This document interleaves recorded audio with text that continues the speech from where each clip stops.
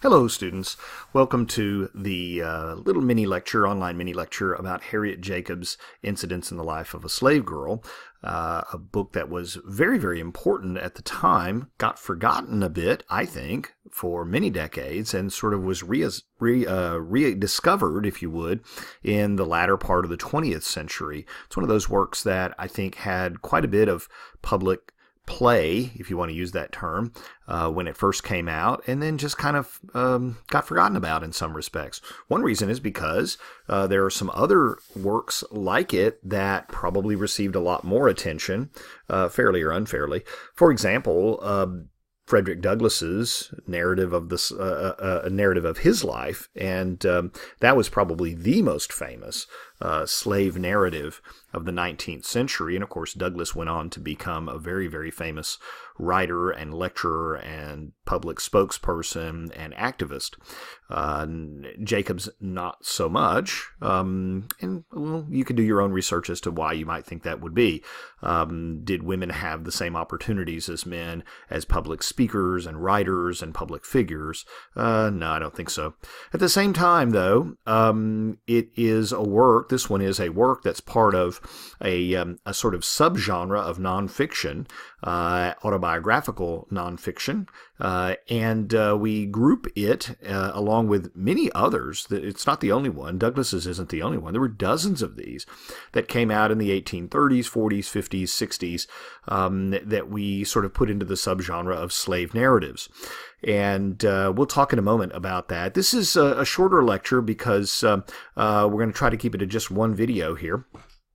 But we'll bring some more things up as we go forward in our class discussion, particularly trying to make some links here between this work and other works, either thematically or in terms of genre or in terms of style or in terms of sort of the subject matter that they're dealing with.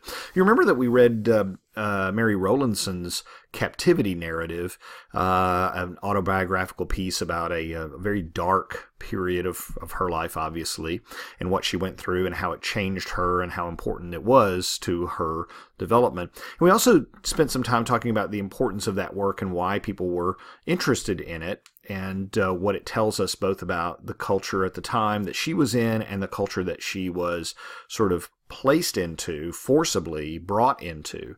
So I want you to think in terms of that, of sort of the metaphorical implications of these types of works. You can look at them and say, these are autobiographical. You can look at them and say, this is a person living a life at a particular point in time and in a particular geographical location. Yep, sure can, because that's exactly what it is. But you can also take a look and say, well, now, hold on a minute. In some ways, how is the work emblematic of some deeper truth? How is, for example, we talked about this with Rowlandson, her captivity narrative is a physical captivity, but it's also a psychological captivity. So what does it do to a human being to take her from a world, a culture, a belief system, a society where she feels comfortable, where she was brought up, and to yank her forcibly out of that and to put her in a completely different universe with completely different individuals who live their lives in a radically different way. And then to yank her out of that and bring her straight back into, I mean, imagine for a moment that you were sort of kidnapped and brought to Mars and then brought back. I'm not trying to say Native Americans are Martians. I'm just saying something really extreme like that. A group of people you know virtually nothing about, certainly don't understand them, much less know what they're trying to do. So in this instance, what you have is not a situation where a person is being yanked out of a society, but is sort of encapsulated within the dominant society as an individual who is singled out and alienated because of her particular status, and that status is, of course, based on race. So instead of like Rowlandson being yanked out of a culture or yanked out of a society and put into a completely different society, this work, in a way, explores, in some ways, the psychological and spiritual implications of being alienated within a dominant culture, and how do you navigate that, and how do you survive that, and what does that do with respect to your view of yourself? And this is really important, because if you'll recall, early in our selection, one of the first things that Harriet Jacobs says is that in complexion my parents were a light shade of brownish yellow and were termed mulattoes. In other words, they were a mixed race, okay? And this was very common. In fact, I think there was a study that was done some time ago that said that in the United States, among the enslaved population, somewhere upwards of 25% or more of those who were enslaved were no more than 25% African heritage. And that was not at all uncommon at the time. Most people, well, now they have DNA stuff that you can do, which is kind of fun and interesting and everything. What you find out is that most of us have a lot of other sort of ethnicities in us than what we think we have, right?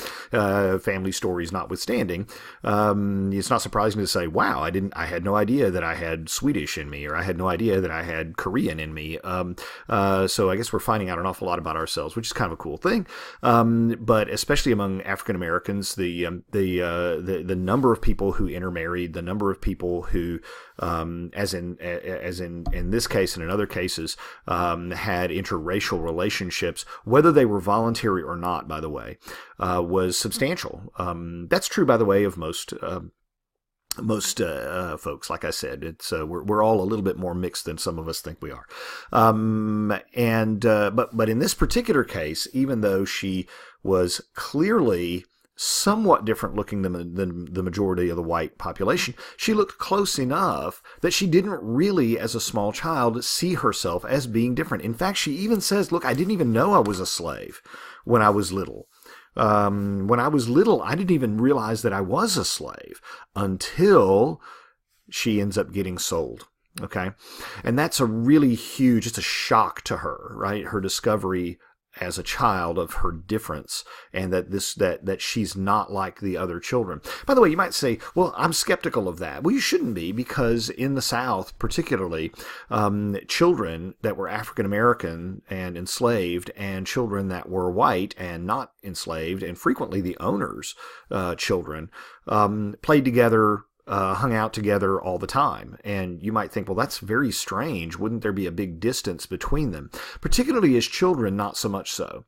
And so the closeness between those children was at some given point greatly disrupted, because once they got to a certain age, that playmate thing stopped, and class and race and all those things, gender and particularly, came down and on their heads and basically said, you don't do this anymore.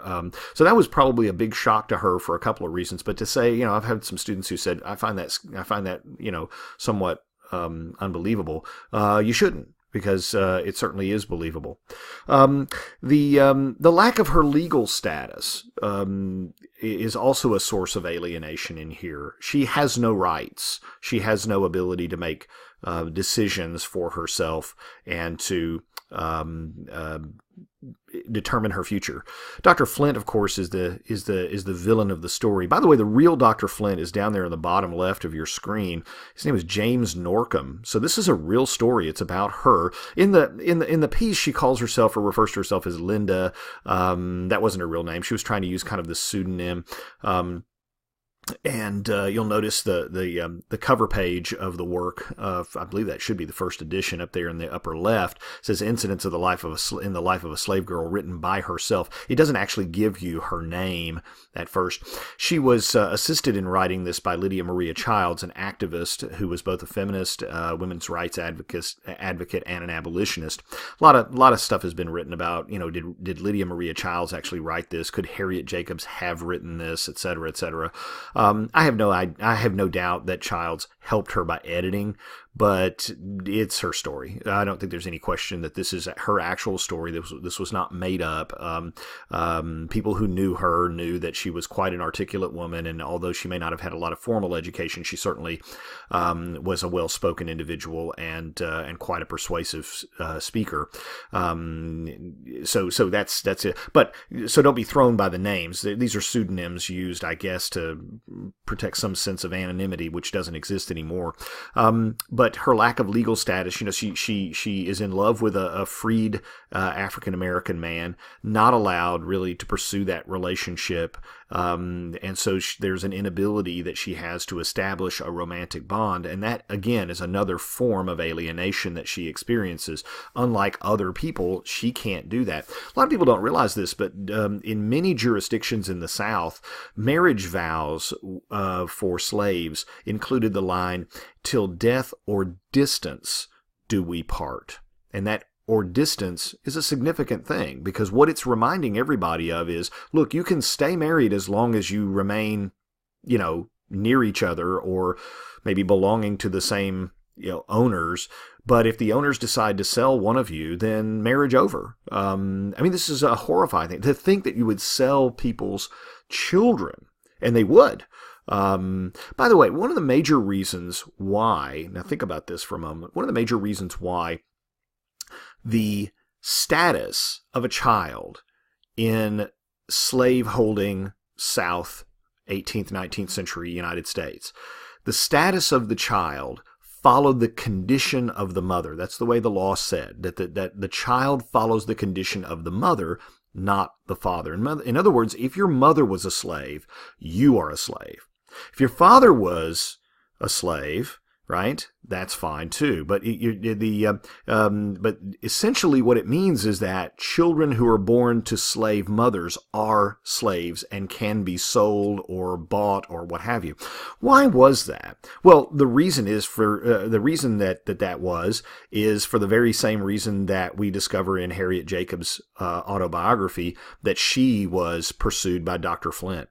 Essentially, women who were forced into relationships with white owners, masters, realize I'm using that in quotation. You can't see my air quotes, but that those white slave owners could have affairs, sexual affairs or relationships with female slaves, and the offspring, because the law said that the children followed the condition of their mother, their offspring could be sold. Why is that important? Because white slave-owning men could get rid of the evidence. And the women, the wives of these men, did not oppose that, because they saw it as a source of shame and humiliation that their husband would seek sexual encounters with African American women, that they would seek to do that instead of pursuing their own wives. And so they were just as happy to get rid of the evidence, so to speak. Can you imagine a world in which fathers would sell their children, would treat their children, their own offspring, their own biological offspring, as property to be sold, auctioned off, or gotten rid of? That is exactly what was happening. This is important because, and there are other sources of alienation. I'll get to the other point I'm going to make here in just a moment.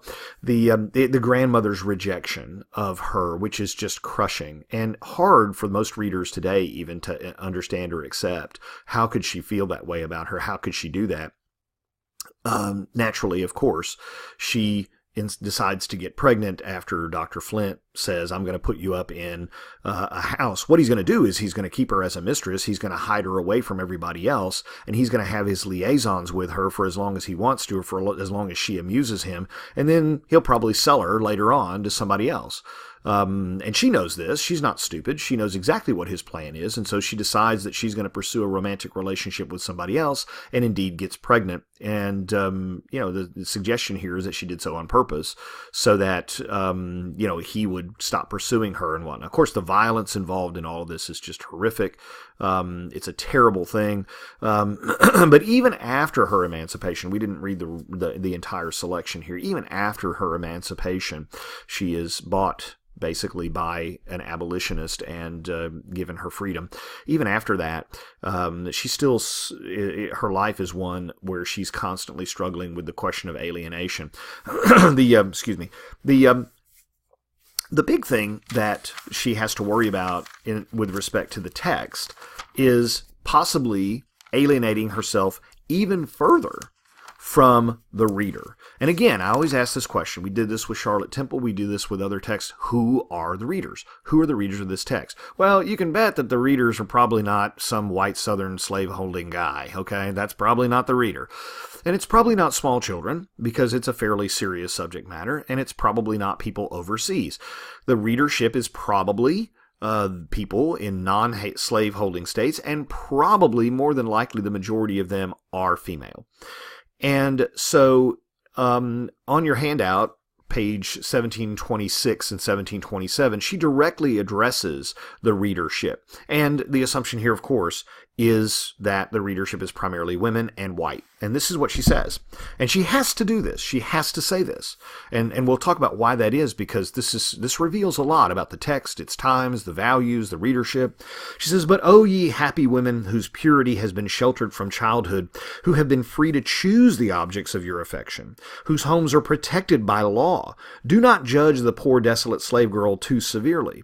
Now remember, she's just revealed that she had a premarital sexual affair that resulted in pregnancy. This is something that Victorian women, middle-class white Victorian women, would have found anathema. They would have said, this is horrible. You are a tramp. You are a whatever. And this is just, you are just disgracing your own womanhood, etc. They would have viewed her, unfortunately, a lot like the grandmother did. They would have really come down hard on her. She knows that in writing about this episode from her life, she is taking a calculated risk, and the risk is that she's going to turn the readers off and lose their sympathy, and she cannot lose that sympathy. She needs that to achieve the purpose, which we're going to talk about in just a second, of the text. She goes and she says, you don't understand. You are protected by the law. The law protects you. Right? Now, the law's not perfect, but at least there are laws that say that you can't be kidnapped. You can't be sold into slavery. You can't be made the sexual concubine of somebody. You have some rights. You have protection under the law, that you have under the law the right to marry whomever you wish.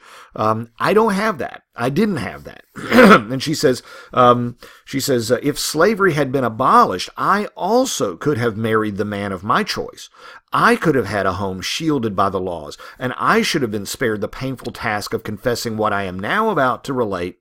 But all my prospects had been blighted by slavery. I wanted to keep myself pure, and under the most adverse circumstances, I tried hard to preserve my self-respect. But I was struggling alone in the powerful grasp of the demon slavery, and the monster proved too strong for me. Now, I have to say, I think this is probably one of those passages where Lydia Maria Child probably helped her, because she really needed rhetorically to be persuasive on this point. And I think Child probably helped her make some good arguments here. Look, we're about to reveal something here that is going to turn a lot of these readers off about you.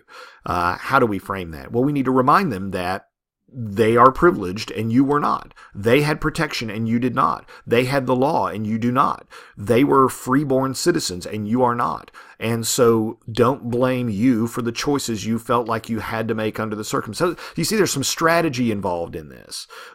This is not the first time, by the way, we've read a woman who's writing or who's relating something and telling it with some strategy. Rowlandson did it. Rosen did it. Even Bradstreet did it, right? They understand, if you read the passages carefully, they understand that they've got to make a point, and they have to be careful how they frame that point. Okay? Because they're dealing with trying to make a connection with the readers. She goes on and says on the next page, "Pity me and pardon me, O virtuous reader. You never knew what it is to be a slave, to be entirely unprotected by law or custom, to have the laws reduce you to the condition of chattel, meaning property, entirely avoiding the snares, entirely subject to the will of another. You never exhausted your ingenuity in avoiding the snares and eluding the power." She's trying to say, put yourself in my position. Use your imagination for a moment. What would it be like if you had no recourse, if you were constantly being pursued, if you were being chased by an animal, basically, which is what this man was doing. No one can feel it more sensibly than I do. The painful and humiliating memory will haunt me to my dying day. Still, in looking back calmly on the events of my life, I feel that the slave woman ought not to be judged by the same standard as others. I understand that you believe that sexual morality is very, very important, and I agree with you. But don't judge me the way you would judge someone who had control over her life, because I did not. Okay? Now, you can say you buy that argument or not, whatever you want to do, but it's a heck of a good argument, and she has to make it. You see that? Now, what is basically the purpose behind the work? Well, there are lots of them. First, just to be perfectly honest, to arouse curiosity. There were a lot of people, especially in the North, who had really no idea how these people lived.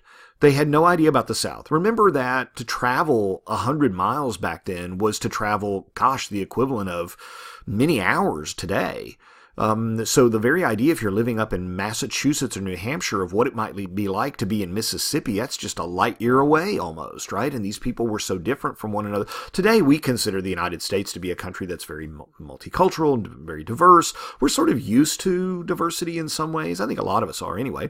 And to drive from California to New York, we would notice differences, sure, regional differences. We kind of joke about them. But in that day and age, the differences would have been absolutely profound. It would have been very hard, I think, for a lot of people to even consider the country to be a single country. In fact, you could argue that the Civil War came about because a lot of people in the South particularly didn't believe it was a single country. It was a collection of different countries that we call states. And so that those ties culturally weren't there. So a lot of people up north would have been very curious about what it would be like, and maybe morbidly curious about what it would be like. The second thing would be to create publicity. There's no question she went out on the speaking circuit. She was wanting to speak in behalf of the cause of abolition, so they wanted to create publicity in that regard. Publishing a book led to a speaking set of speaking engagements. And the third thing, of course, is to promote a career. This is a woman that used to be a slave. Now, what do you do for a living, right? I mean, you have to earn a living. It's a practical consideration. But I think the most important reason for the publication of the book is for the same reason that Douglass published his narrative, right? Frederick Douglass, the same reason that Harriet Beecher Stowe wrote Uncle Tom's Cabin. And that is, for decades, people argued the political merits or demerits of slavery or a slavery-free division of the country. As the West was settled, every time a new territory was going to enter the Union, there was another fight all over again about will it be slave or will it be free?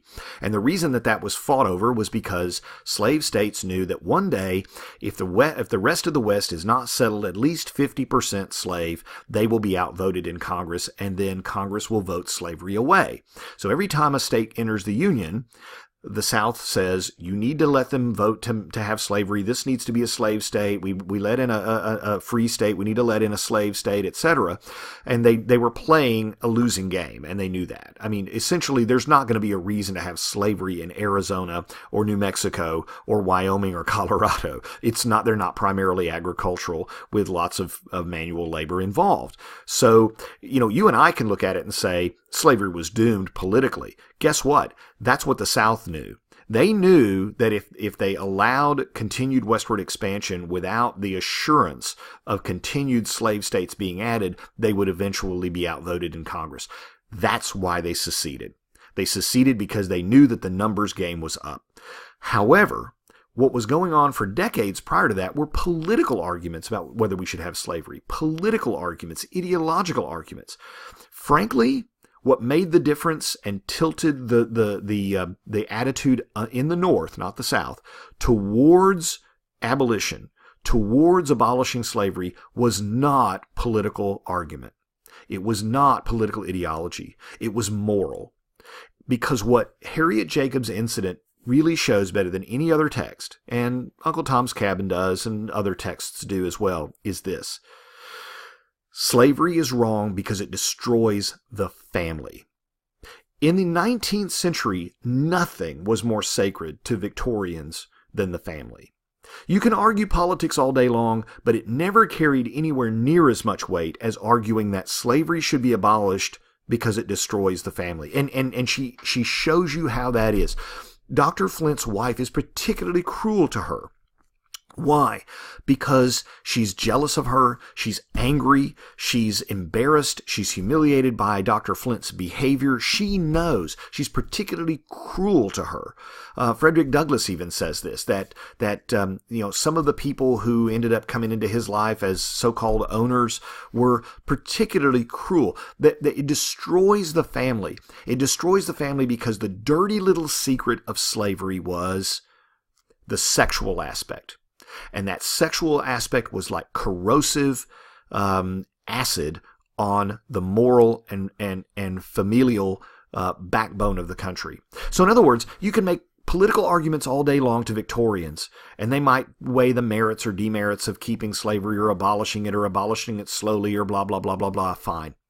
But what ultimately moved the needle, what ultimately changed people's attitudes in the North was it's destroying the family, and it's destroying because it's creating children outside of wedlock. It is making women into sexual slaves. Why? Because you cannot give human beings that much control over other human beings because they will sin. It will go to their head. You look at Dr. Flint, he is a monster. Why is he a monster? Because the law and the culture gives him free rein to be one. And what you need is the law. And what you need is everyone to have the same rights, because human nature is such that if you give people unlimited power, they will abuse it. And they will abuse it in perverse ways. And I mean that not just in terms of their regular behavior, but their sexual behavior too.